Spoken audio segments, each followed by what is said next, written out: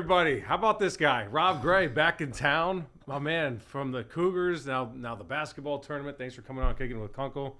What's new in your life? What's going on for everybody that wants to catch up on Rob? Nothing much. Same old, just enjoying life, enjoying the fruits of my labor, and, just keep working, keep trying to perfect the craft and live to fight another day. All right, so we're going to get into your international career, which has been long and really star-studded at this point.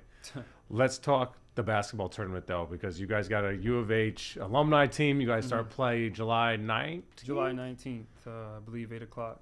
And if you guys win 6 games, you get $1 million. So we're going to get into how you divvy all that up. We're going to get into all that. But how did you guys come up with this team? And I mean, you guys are pretty stoked to be back in town and playing in front of the fans. No question. For the most part, all the guys didn't get a chance to play in Fertitta Center, that played with me. So, we're all excited to play our first game there. Very nice venue. And, shout out to the people at TBT for even making this opportunity possible. Last summer, we had a deep run with the Marshall University, Heard That family team. And we made it to the Final Four in Philly where we came up short. But the guys, at TBT, were in my ear about creating a, U of H alumni team. The team, obviously, the program is doing great right now. And, they thought it would be good exposure and a good idea to get a U of H alumni team out there to try to win $1 million. So here we are. Super thankful that it can be hosted at the Fertitta Center again. And, shout out to everyone involved for making it a reality. And we're just looking forward to competing. Something crazy is, and I didn't know this, and you told me this, is that the fans have a say in where the next round is played. And it's so, like, for instance, Louisville's hosting one right now. Rupp Arena's hosting one. They're pitted against each other. You guys are pitted up against Wichita State, right? I do believe. The old American foe. Yeah, for and sure. how it's decided, everybody, is whoever sells most tickets hosts the next round. So go out, buy the tickets, support the boys, and then we'll have more basketball in town, assuming that they take care of business. And so wait, what happens if you win, but then so it's the most tickets sold and who advances? Or maybe you're not even here playing. Right. We have to win first and foremost. Okay. All right. Let's take care of business. Sales. So we win 3 games, and people buy tickets, and we have the most out of the competition. We will host that Elite 8 matchup game to see who goes to the Final Four in a neutral site in Philadelphia. So if we win or lose, either way, whoever's coming from this regional gets the ticket sales on their side. If it will be here, and they'll have to stay, you rather stay and play that next game than have to go to the airport, pack it up, go, and go play in a maybe packed arena with everyone yelling against you. So that's the format this year. And, come out, support us, show up, be loud, wear red. That's what they say, right? TBT's fun, though. Like, TBT is a blast. Every time I watch it, the crowds are awesome up in Wichita State. So you guys have your work cut out against them. But every game I watch is fun because of the way it ends. And now, what do you have to win by, 7? No. What is it? There's no point differential. Cap or something? But you play 3 quarters, real basketball with the clock. I think you play up 4 minutes in the 4th quarter.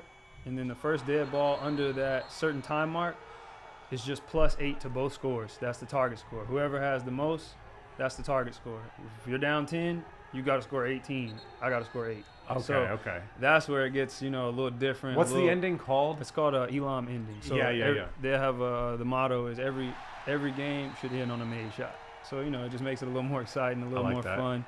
And, it's been proven over the years that it's definitely, exciting and fun event with the Elam ending and competing for the money. So I think it'll be, good hoops in the city and encourage everyone to come out for sure. Who are some of the guys on the roster that everyone will know?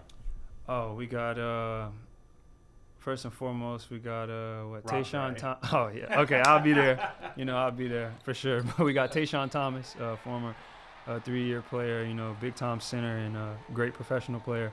We got Wes Van Beck, big time professional guy who's done nothing but ascend. Started out U of H as a walk on, earned a scholarship, and is just signed a contract to play in Turkey next year, first league. Big time dude. Really glad that he's a part of the event, you know what I'm saying? Real gym rat, real leader by action.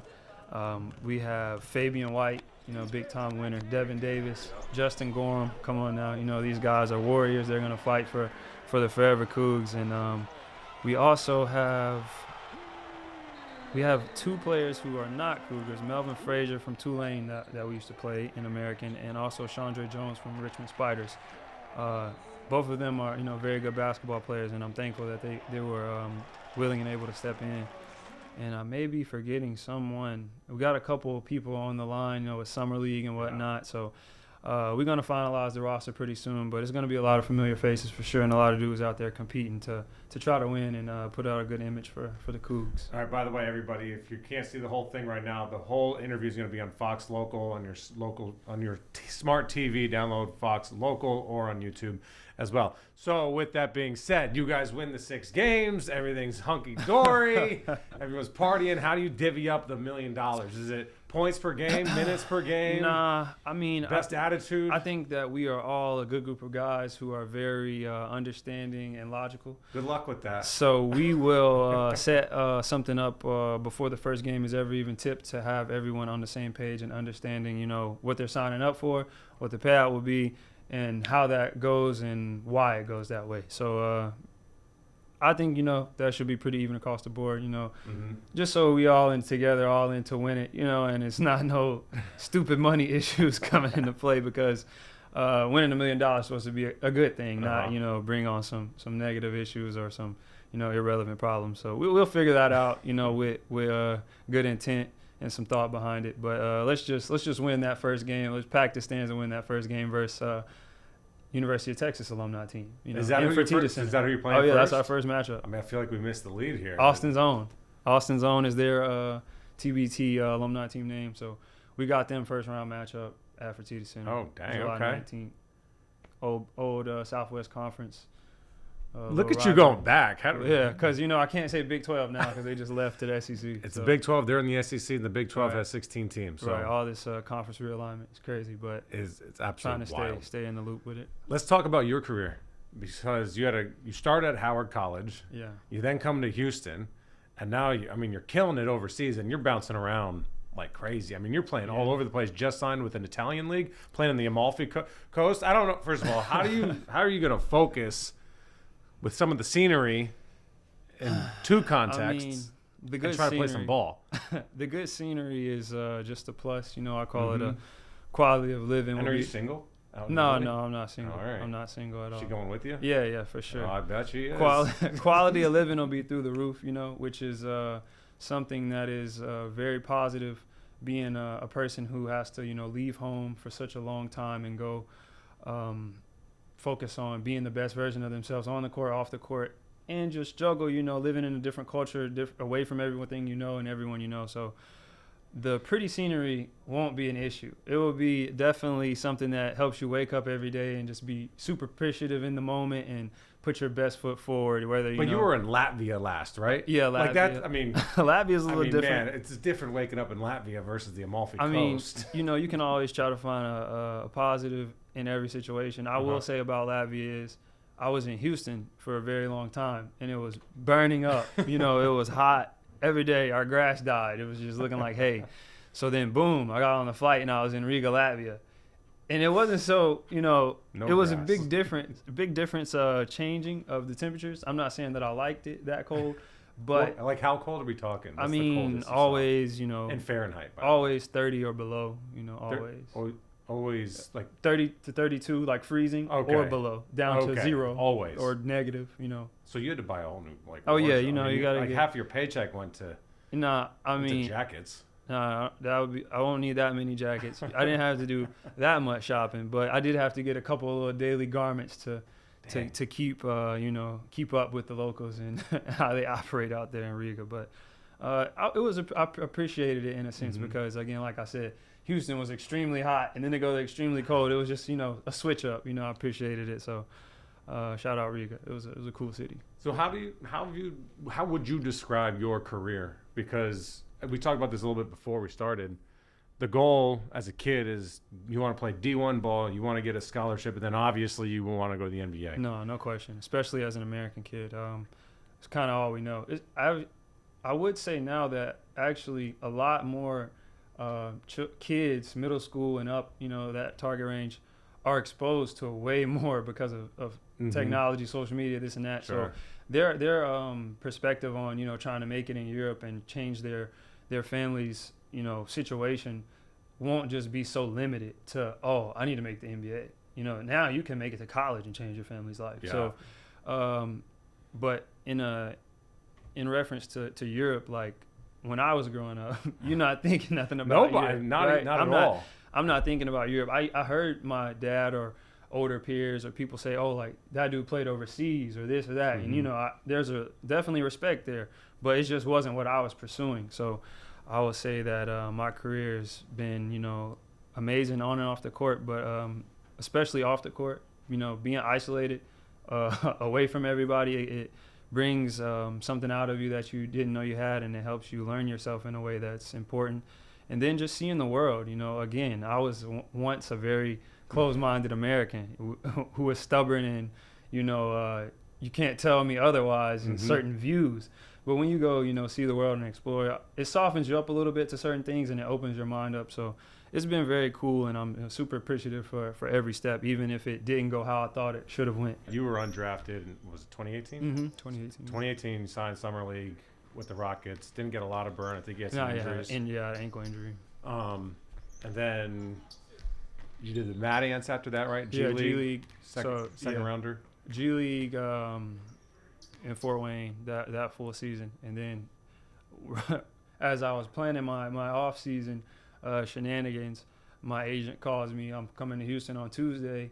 He calls me. I'm about to fly to Houston. He said, "Oh, you're going to France on Friday." So then that's when. Wait, so you didn't have a say in like going international? Come on, now I have a say. I was like, so you were like talking about for me. whether you want to go international or not. No, he worked. Your agent works for you. So right. You always have a say.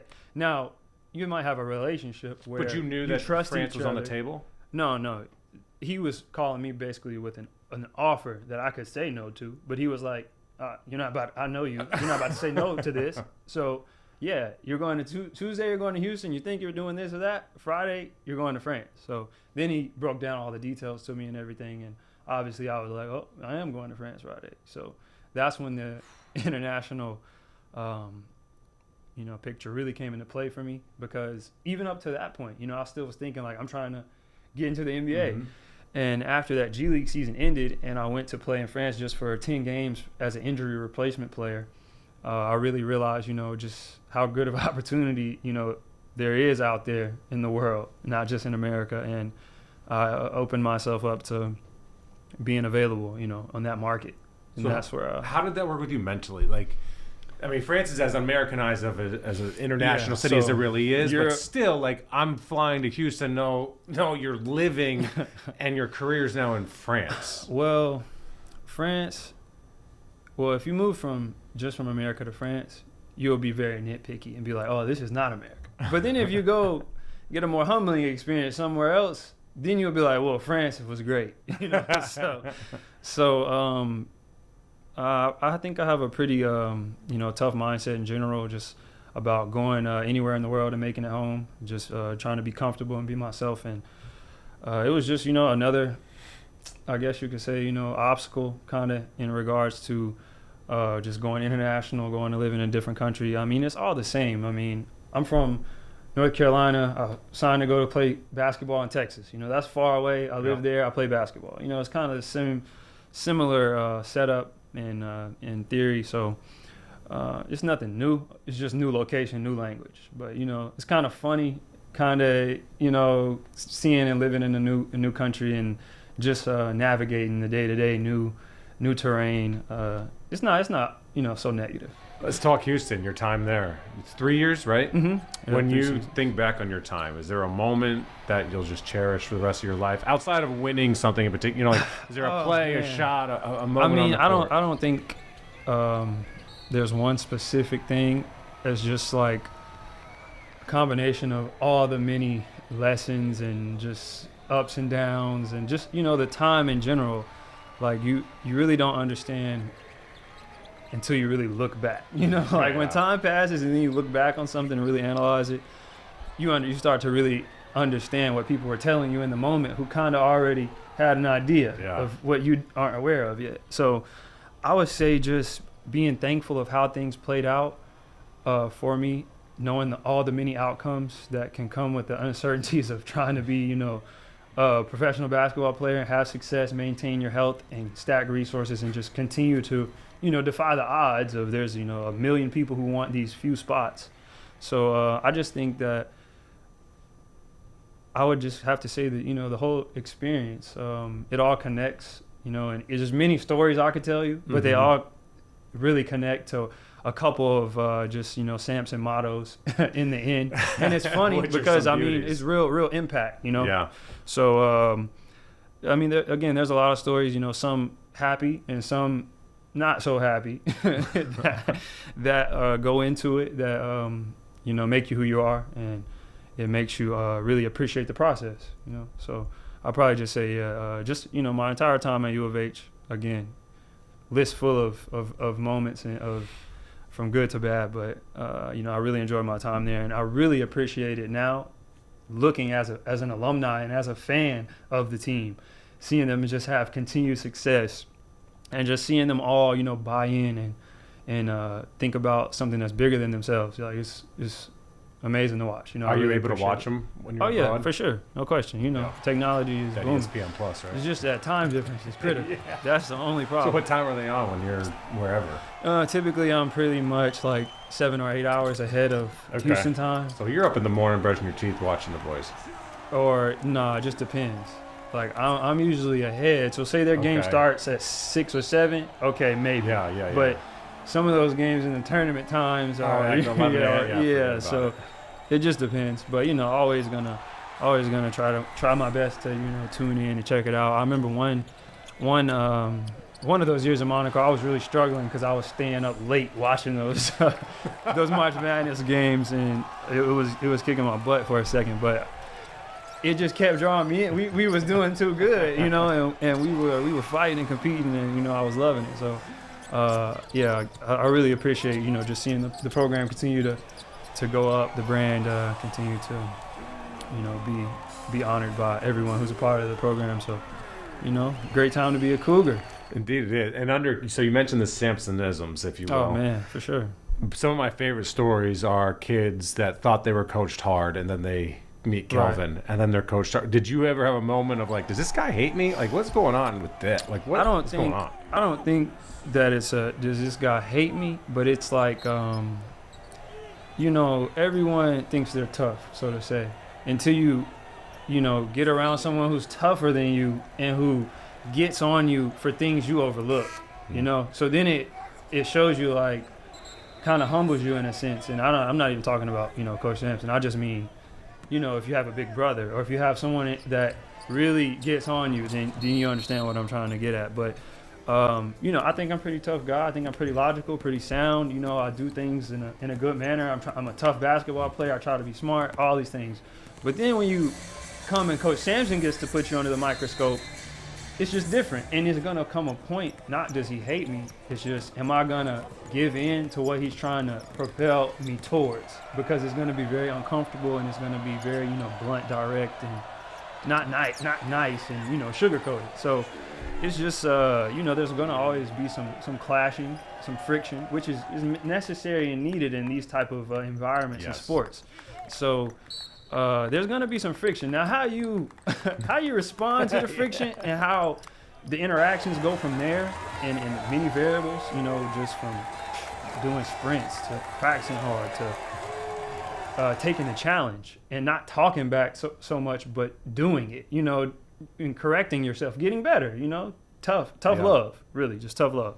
So was there a moment where you kind of acquiesced to what Sampson wanted? Everyone starts to get it. Everyone starts to get it, because it gets tough being on the other side of it. It's like, again, now if you're kind of weak-minded, you might start thinking, he doesn't like me, he's picking on me. If Coach isn't, I always say, like, if Coach isn't yelling at you, that's a problem. You're in trouble. Right. So, again, it's all up to your attitude and your effort and your perception and what you're going to do to, prove Coach Sampson wrong. Because, again, like, many times I was, competing hard to prove him wrong, to show him, like, you can trust me, or, like, it's again, tough love. You know what I'm saying? If you've ever giving tough love to someone, then when they prove you wrong, you like that. You know what I'm saying? You're like, yeah, because you're learning. You're getting better. You're not making the same mistakes over and over. So, again, there's going to be some friction. There's going to be some clashing, especially depending on your personality. If you're fiery, if you're hard-headed, stubborn, you know. So, what did it feel like when you gave up that fight? Did it feel good?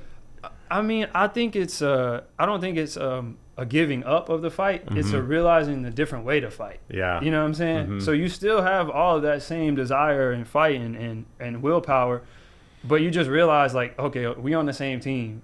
You know what I'm saying? Yes, Let me do it the way that it needs to be done, to where that he respects and sees that I'm trying to lead by action. And then, because, you know, from there, Coach Simpson never has a problem with letting people just play on offense. The things he's going to get on to you about are the little things, defensively, rebounding, not turning the ball over. So once you start buying into that and really understanding, you become better. You get better, things get easier, you look better, people start seeing that you look better, you look smarter, you know? So it's a win-win. You know, the coach gets a player who's more disciplined, and you look better. So it's a win-win, and it's something that I think everyone who plays for Coach will have to go through and adjust to, and, you know, keep getting better. And Sampson's very good at this as well. Every coach that's great has a great relationship with his players. There's a lot of love there. Sure. So you can trust that when he tells you you sucked because of X, Y, or Z, he wants it for your best interest, not to make himself feel good. I mean, at this point, you know, U of H is right in the contentions to win the Natty year in and year out. So we're trying to win the Natty. You feel me? Like, it's not just about, you know, whoever's getting picked on in the moment. Trying to win, you know, just trying to win, trying to give ourselves the best chance to all be successful. So, and that's just part of it. Tough love. It's funny because, like, you know, in recruiting visits, the coaches are, you know, so nice and so, you know, giving you everything you want, you know, and then when you get there, you know, it's a different approach, because now we're on the same team. There's a big time objective. We're trying to accomplish it, and it's not going to be easy. So we got to put the hard work in that requires to get there. So, again, it's not an easy process, and everybody knows that. You know, again, it's not even easy to get, you know, Division I when you start looking at the numbers, let alone, you know, professional careers. So, high stakes, you know, sense of urgency that creates some friction, and, you know, obviously everyone's not perfect. So some people are failing, some people are prospering. There's more, you know, there's more willpower, more friction, you know, and that's just part of professional sports. You got to learn to deal with that, be emotionless, understand the message, keep getting better. All right, so the basketball tournament next Friday. Be there. You ready? For sure. Got to be. It's the only reason. $1 million. $1 million, taking on Texas for Tita Center. Game one. All right. Hopefully everybody's got to get their tickets, though. So that's a big thing. I remember we talked about this earlier. Buy your tickets, beat Wichita State. That way, if you sell more tickets than the other schools, you can host another round.